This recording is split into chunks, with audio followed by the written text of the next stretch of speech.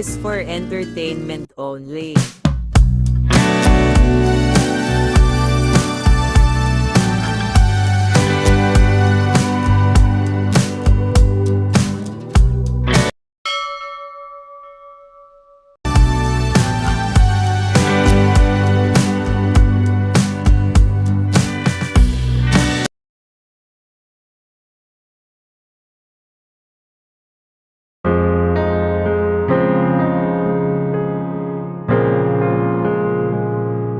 Aries. Ikaw ay nag-aalala sa taong ito, kung ano ang kanyang plano patungkol sa inyong relasyon o sa inyong kinabukasan. Maaaring pag-aalala din ito sa pang-araw-araw niyong gastusin o buwanang mga bayarin.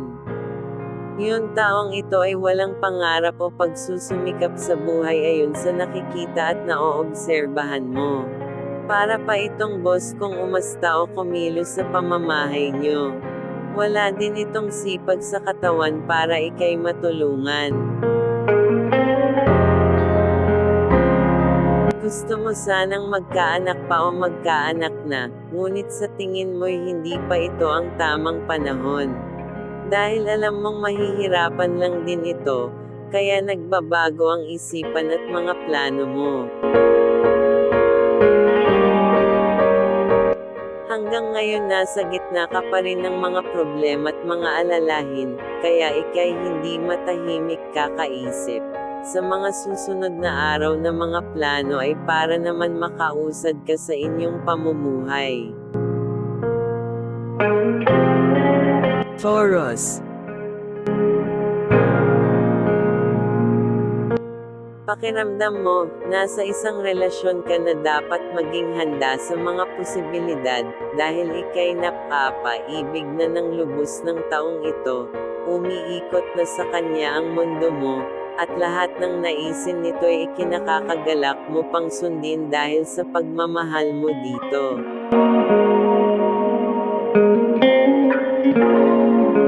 Nagplaplano kayong mag-travel, mag-out of town or magbakasyon sa isang lugar, kung saan kayo ay makakapag-relax at makakapaglibang para maginhawaan at makapag-bonding na din kasama ang pamilya.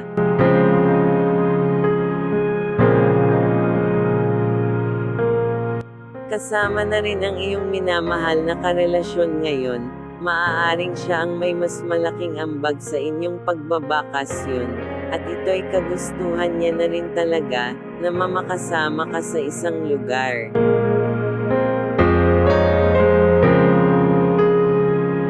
Mag-iingat lamang dahil ang minsang saya minsan ding may kapalit na pait at kalungkutan sa buhay. Iba yung pag-iingat sa daan at sa inyong pupuntahan. Double check maging sa inyong sasakyan.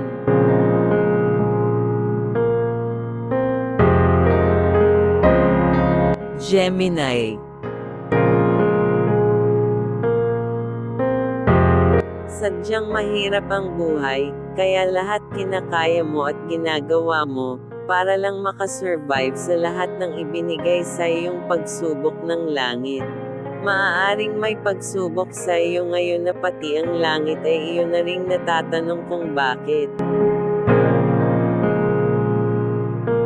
Panahon na siguro para baguhin mo ang iyong taktika o diskarte para makaraos sa iyong mga problema at mga alalahin. Panahon na rin para ayusin ang dapat ayusin at magsimula para higit na pag-unlad ang iyong pamumuhay.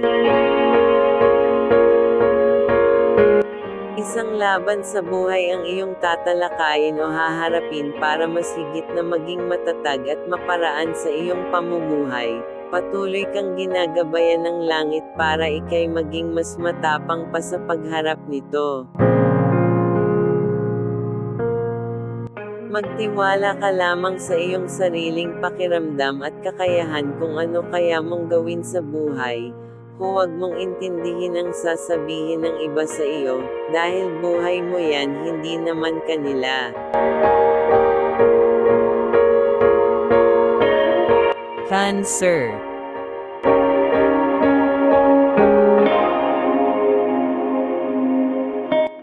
ika'y nahihirapan sa iyong sitwasyon, maaaring may mabigat kang pasanin na dinaranas o dinadala. Maaring hindi mo alam kung paano ito sisimulan o kung paano ito susolusyonan. Sa tingin mo'y mahirap itong gawan ng paraan. Paalala lamang, may paparating sa iyong malaking alalahanan. Sa pananalapi ito, maaaring pagka-bankrupt ito sa isang negosyo o trabaho na may mahalagang pinaggamitan o pinagkagastusan, maaari din naging pabaya ka sa iyong pananalapi. Isang mahalagang tao sa buhay mo ang lubos na nag-aalala sa iyo at patuloy kang inaalalayan at pinapayuhan sa mga bagay-bagay na patungkol sa salapi. Ngunit sadyang nalinlang ka ng mga kaibigan o mga taong pinili mong pakisamahan. Isang mahalagang mensahe ang ipaparating sa iyo at ito'y maaaring magpamulat sa iyo sa katotohanang nagaganap sa iyong paligid. Maaaring mayroon kang hindi alam sa mga nangyayari dahil busy kang magliwaliw.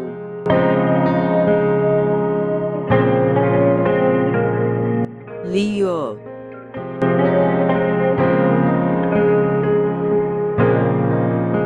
Isang mahalagang pagbabatid sa iyo, na may paparating na bagong isipin at alalahanin, patungkol ito sa iyong trabaho o maaari ding sa inyong pananalapi, at sa pang-araw-araw na pangangailangan ninyo ay magiging alanganin.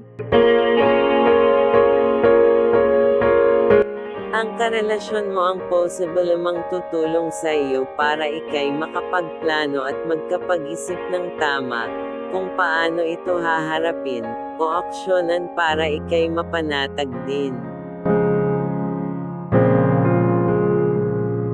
Isang malaking surpresa ang sa inyo'y bubungad. Maaaring ika'y nagdadalang tao na ngunit ikaw ay hindi pa rin handa sa ganitong bagay dahil sa mga sunod-sunod na problema. Huwag ka namang mabahala dahil ang ama nito'y handa na at excited na rin. Isa itong responsable at maasikaso sa iyo. Tapat ito sa iyo at mapagkakatiwalaan mo para sa pamilyang sisimulan nyo. Virgo. Isang magandang balita ang paparating, isa itong pagtitipon-tipon na iyong dadaluhan, maaaring birthday o may bibinyagan.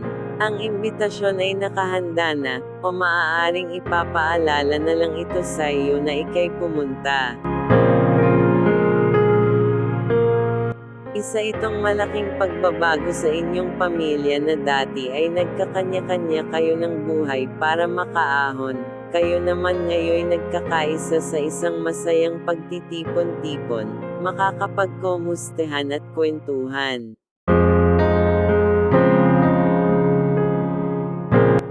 Inuna nyo lamang maging stable ang lahat, maging maayos ang kalagayan, dahil kung mayroon man kayo nagiging problema ngayon, yun ay maliliit na bagay na lamang at kaya na agad solusyonan o gawan ng paraan. Ito ang bagong panimula na inyong haharapin, kung paano sumabay sa buhay at sa takbo ng bagong teknolohiya, kung paano makikapwa at makiisa sa makabagong mundo. Libra. Malapit na ang Christmas na pag-uusapan nyo na rin ang inyong mga planong mag-out of town kasama ang iyong pamilya at mga kaibigan. Balak nyong magkaisa sa pagtitipon sa isang lamesa na puno ng mga inihandang pagkan o babaunan.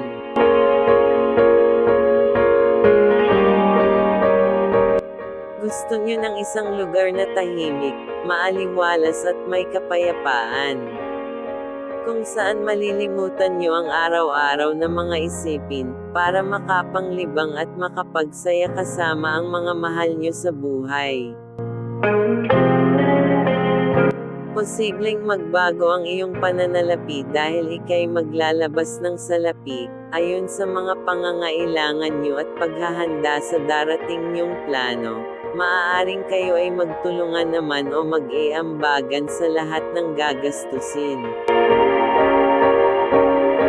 Uunahin mo lamang itabi ang iyong pangunahing bayarin at pang-araw-araw niyong pangangailangan sa inyong tahanan o mga pangunahing gastusin. Isang magaling na pagsasaayos at pagbabudget sa iyong pananalapi. Scorpio.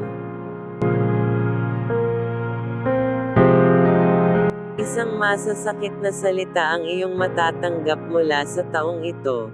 Maaaring may dati na kayong hindi na pagkakasunduan o pinag-aawayan at ito'y nauungkat o nabubuhay muli tuwing kayo'y nagkakagalit na namang muli. Maaaring patungkol din ito sa inyong salapi. At may taong patuloy na nakikisawsaw o nakikisali sa problema at away niyo. Relative niya ito. Patuloy ang pakikialam o panghihimasok kahit na hindi niya alam ang buong detalye nito. Maaaring magulang niya ito o kapatid na babae. Kayo ang sumasalo sa mga pasanin o gastusin na dapat hindi nyo nasakop ito dahil sila'y may kakayahan pa naman at malalakas pa. Umaasa lamang ito sa inyo. Isang pagbabatid mula sa inyong pananalapi, kayo'y magigipit o lalong magigipit dahil sa inyong mga pasanin at bagong pagkakagastusan na hindi nyo na dapat pang saluhin. Maaaring umaabuso na ang mga ito. Sagittarius. Isipin mo din sana minsan o dapat lamang itong ipagkaloob mo sa kanila, na ika'y magbigay rin ng oras at panahon sa iyong pamilya. Ang salapi ay nauubos at nauuwi sa wala pero ang magandang alaala ay patuloy na mamumukadkad hanggang sa inyong pagtanda. Isang hindi inaasahang problema ang iyong kakaharapin. Maaaring patungkol ito sa iyong pananalapi, kaya siguro humihiling ang iyong pamilya sa iyo ng oras para sila'y iyo namang unahin. Maaaring may magkakasakit isa sa kanila kaya pera mo'y magagamit din. Matinding pagbabago mula sa iyong pananalapi, kung paano magagalaw mo na din pati ang iyong itinatabing iniipon sa tagwan. Maaaring kinailangan talaga itong gamitin para sa importanteng bayarin. Ika'y naguguluhan na kakaisip sa iyong sitwasyon sa buhay, pero alam mong pasasaan man ikaw ay makakaraos din. Ang mahalaga ngayon ay natuto ka na sa iyong buhay kung paano magpahalaga ng isang pamilya. Capricorn.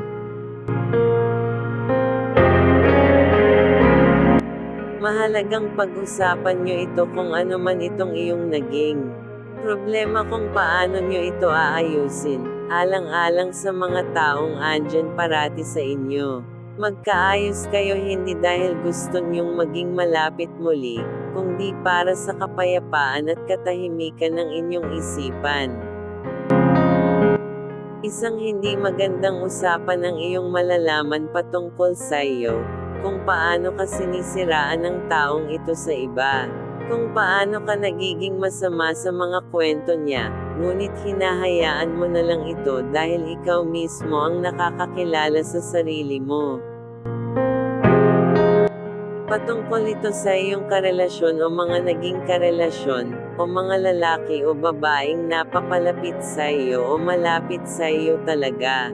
Ito ang madalas na bukang bibig ng taong gustong sirain ang pagkatao mo sa iba. Biglaang pagbabago ang magaganap, ika'y maghanda na at buksan ang iyong tahanan sa makabuluhang mundo na tatahakin mo sa mga susunod na araw. Maaaring kaluwagan na ito sa iyong buhay. Aquarius. Biglaang pagbabago sa takbo ng pamumuhay mo. Maaaring may nagaganap sa buhay mo na hindi mo inaasahang mangyayari o nahihirapan kang mag-adjust para sa panibagong yugto na iyong kakaharapin o kinakaharap. Mga mabigat na alalahanin ang hindi mo malutas-lutas na problema, maaaring hindi lang ito sa pinansyal na aspeto maging sa mga pagkakautang mo dahil sa hirap ng buhay na dinaranas mo. Isang pagdiriwang ang magaganap at ikaw ay imbitado. Ikaw ay dadalo kasama ang pamilya mo. Maaring kapanganakan ang pinaghahandaang okasyon. Maaaring kamag-anak nyo din o kaya'y malapit na kaibigan mo. Dito mo makikilala ang taong lubos na magpapakitang gilas sa iyo o magpapansin. Maaaring may gusto ito sa iyo, dahil ang iyong ganda'y kahanga-hanga sa lahat. Pisces.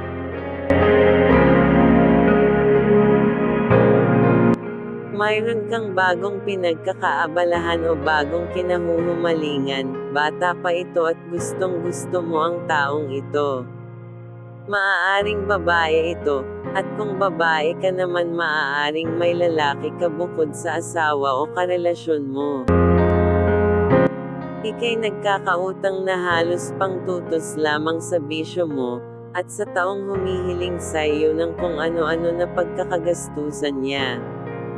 Madalas mo nang malimutan ang higit na mas kailangan ng pamilya mo. Ang pagkahumaling mo sa taong ito ang uubos sa kung anong mayroon ka at iiwan ka din naman nito sa huli. Malapit ka nang mabuko ng asawa mo o karelasyon mo, ang dating masagana niyong pamumuhay ay mauuwi sa kahirapan. Lahat ng pinagsikapan mo para sa pamilyang binuo mo, ay masasayang. Kaya naman isipan mo'y lubos na magdudusa sa pagsisi sa lahat ng iyong ginawa. Kapag ika'y natauhan maitutuwid mo din agad ito at makakabangon kang muli.